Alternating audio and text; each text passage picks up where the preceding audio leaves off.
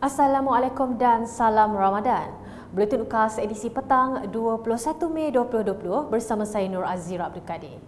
Berita utama, Jawatankuasa Pengurusan Bencana Negeri Sarawak JPBNS hari ini memutuskan bistro dibenarkan beroperasi di negeri ini. Bercakap dalam sidang media COVID-19 di Kuching, Timbalan Ketua Menteri Sarawak Dato' Ahmad Douglas Ugah Embas berkata, meskipun dibenarkan beroperasi namun pengusaha bistro tidak boleh menyediakan perkhidmatan hiburan.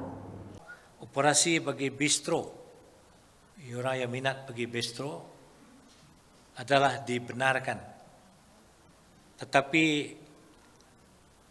penyediaan perkhidmatan hiburan seperti karaoke dan live band tidak dibenarkan.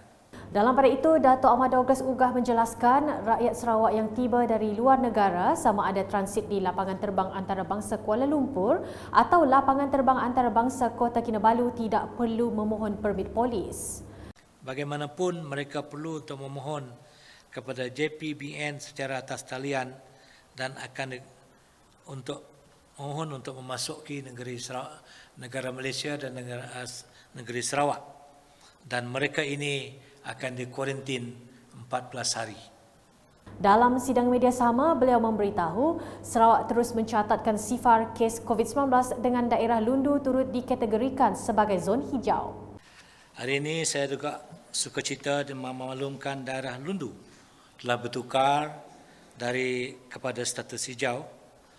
Telah tidak ada kes dilaporkan dalam tempoh 14 hari yang lepas.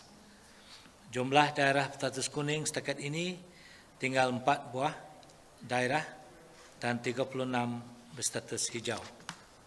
Beliau menambah selain itu seramai 16 kes baru telah sembuh dan discharge dari hospital.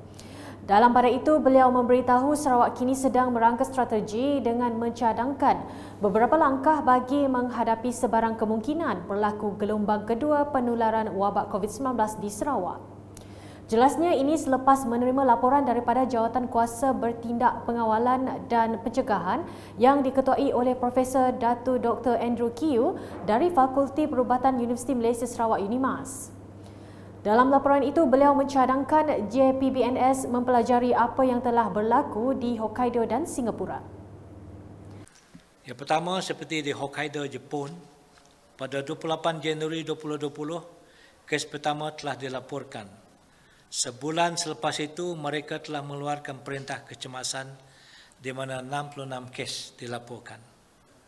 Pada 16 Mac, ekonomi dibuka. Dan lepas ekonomi dibuka, mereka menyaksikan 8 kes sehari dilaporkan. Kes ini meningkat kepada 279 pada 14 April dan kerajaan terpaksa menguatkuasakan perintah kecemasan kedua. Kes di Hokkaido terus meningkat kepada 984 pada 15 Mei. Tambah beliau, apa yang pasti JPBNS hanya boleh merangka strategi dan melaksanakannya, namun yang lebih penting rakyat Sarawak sendiri mempunyai peranan besar dalam menentukan gelombang kedua tidak berlaku di negeri ini. Beralih kepada laporan berikutnya.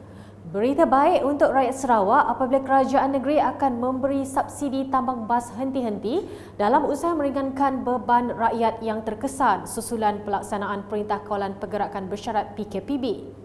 Menteri Pengangkutan Sarawak Datuk Lee Kim Shin berkata, rakyat hanya perlu membayar tambang sebanyak RM1 sahaja, manakala kadar tambang selebihnya akan ditanggung oleh kerajaan negeri. Di mana kerajaan Sarawak akan memberi subsidi untuk tambang bas berhenti-henti ini, iaitu semua penumpang bas yang menaiki bas kena bayar tambang RM1 sahaja dalam kawasan operasi bas dalam bandar ataupun dalam bandar raya ni. Tak kira mana destinasi, dalam kawasan operasi itu bayar RM1. Yang lain itu diberi subsidi oleh kerajaan Sarawak.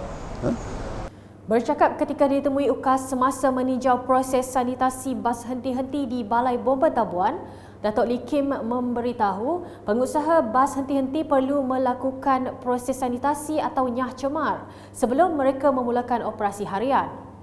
Dalam pada itu, beliau memberitahu operasi bas merentas sempadan antara bahagian masih belum dibenarkan lagi.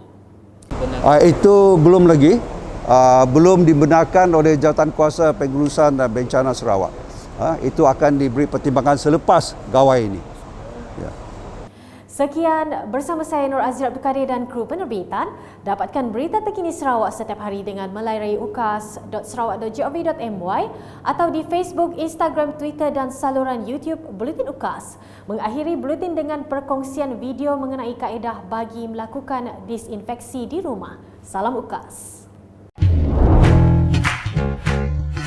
Apa itu disinfeksi?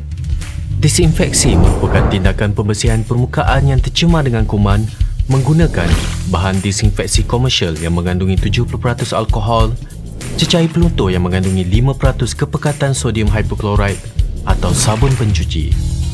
Permukaan yang kerap disentuh dan perlu dilakukan disinfeksi adalah tombol atau pemegang pintu, susur tangga, sinki, kepala paip, suis lampu, pemegang flash tandas, meja, butang lift, kerusi dan sofa. Alatan yang perlu disediakan termasuklah mop, baldi, kain lap, bahan disinfeksi komersial, air, botol penyembur, sarung tangan getah, penutup hidung dan mulut dan penyedut habuk. Terdapat pelbagai jenis bahan disinfeksi komersial dan penggunaannya adalah berpandukan kepada label pada botol. Contohnya, sukatan untuk cecair peluntur adalah 1 liter cecair peluntur ditambah dengan 9 liter air. Persediaan perlindungan diri sebelum memulakan disinfeksi. Cuci tangan dengan air dan sabun. Pakai sarung tangan getah dan pakai penutup mulut dan hidung.